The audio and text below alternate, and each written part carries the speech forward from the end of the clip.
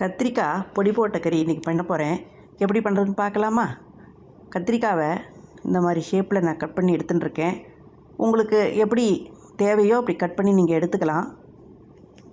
அதுக்கப்புறம் ஒரு இருப்பு சட்டியில் கொஞ்சோண்டு கடுகு, கொஞ்சமாக உளுத்தம்பருப்பு, இது ரெண்டும் போட்டுக்கலாம். கடுகு கொஞ்சம் பொரிஞ்சு வரட்டும், உளுத்தம்பருப்பு கொஞ்சம் செவக்கட்டும்.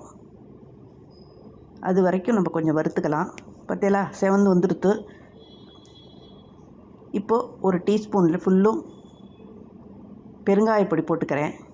பெருங்காயப்பொடி எண்ணெயில் நல்லா வறுபடட்டும், அப்போ தான் நல்ல பெருங்காய வாசனை வரும். அதே டீஸ்பூனில் அரை டீஸ்பூன் மஞ்சப்பொடி அதை போட்டுக்க போகிறேன். அதுவும் எண்ணெயில் நல்லா வறுபடட்டும். ஏன் வறுபடட்டும்னு சொல்கிறேன்னா, கத்திரிக்காய்க்கு நல்ல கலர் கொடுக்கும் அந்த மஞ்சப்பொடி எண்ணெயில் வறுபடும் போது. அதனால தான் வறுத்துக்க சொல்கிறேன். இதுக்கப்புறம் நம்ம கட் பண்ணி வச்சுருக்கோம் இல்லையா கத்திரிக்காய், அதை அதில் போட்டுக்கலாம். கத்திரிக்காவை நீங்கள் நீட்டாக கூட கட் பண்ணி எடுத்துக்கலாம், இல்லை ரவுண்டாக கூட கட் பண்ணி எடுத்துக்கலாம். ஆனால் எது நீங்கள் கட் பண்ணாலும், எந்த ஷேப்பில் கட் பண்ணாலும் கொஞ்சம் பெருசாக கட் பண்ணிங்கோ. ஏன்னா கலரி விடும்போது அப்புறம் குழஞ்சிரும். அது மஞ்சப்பொடி எல்லா கத்திரிக்காயிலையும் படுற மாதிரி கழுவி விட்டுருக்கேன். இதுக்கப்புறம் இந்த கத்திரிக்காய்க்கு தேவையான உப்பை போட்டுக்கிறேன். அந்த உப்பு இந்த கத்திரிக்காயில் நல்லா படுற மாதிரி கிளறி விட்டுக்கிறேன்.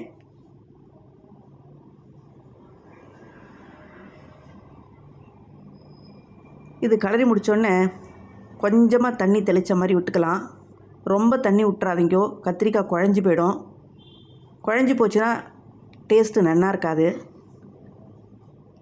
கொஞ்சமாக தண்ணி வச்சு மூடி விடலாம்.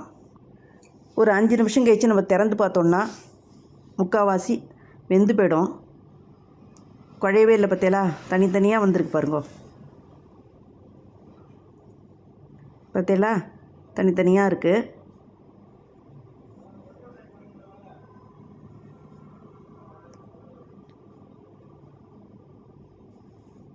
இதுக்கப்புறம் ஒரு ஸ்பூன் சாம்பார் பொடி போட்டுக்கலாம். எங்கள் ஆற்றுல கொஞ்சம் காரம் கம்மியாக சாப்பிடுவோம், அதனால் நான் சாம்பார் பொடி போட்டுருக்கேன். நீங்கள் வேணால் தனி மிளகா பொடி போட்டுக்கலாம். காரம் கொஞ்சம் தூக்கலாக வேணுங்கிறவா தனி மிளகா பொடி போட்டுக்கலாம். காரம் கம்மியாக வேணுங்கிறவா சாம்பார் பொடி போட்டுக்கலாம். அதுக்கப்புறம் ஒரு ஸ்பூன் எண்ணெய், ரொம்ப எண்ணெய் விட வேண்டாம், கொஞ்சமாக விட்டுக்கலாம். அதுலேயே நல்லா ஃப்ரீ ஆகிடும். அதுக்கப்புறம் ரொம்ப மூடி வைக்கணுங்கிற அவசியம் இல்லை, ஒரு 2 நிமிஷம் மூடினா போகிறோம்.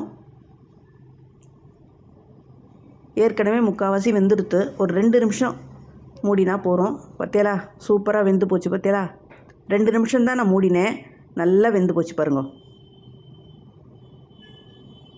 இதுக்கப்புறம் நான் இந்த பொடி அரைச்சி வச்சுட்டுருக்கேன்,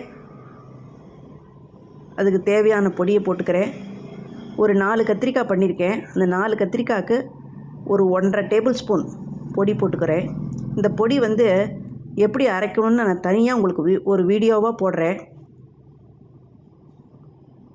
இந்த பொடியோடு சேர்த்து கத்திரிக்காவை கலந்து விடலாம். ரொம்ப அழுத்தி கலராதிங்கோ, குழஞ்சி போயிடும். தனித்தனியாக இருந்தால் தான் அந்த டேஸ்ட்டு சூப்பராக இருக்கும்.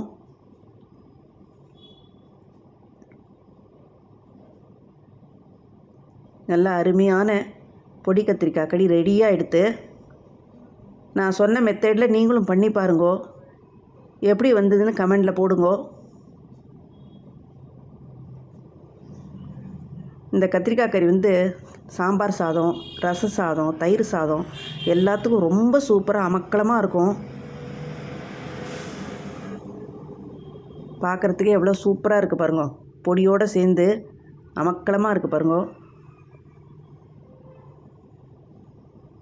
நீங்களும் ட்ரை பண்ணுங்கோ, சப்ஸ்கிரைப் பண்ணுங்க.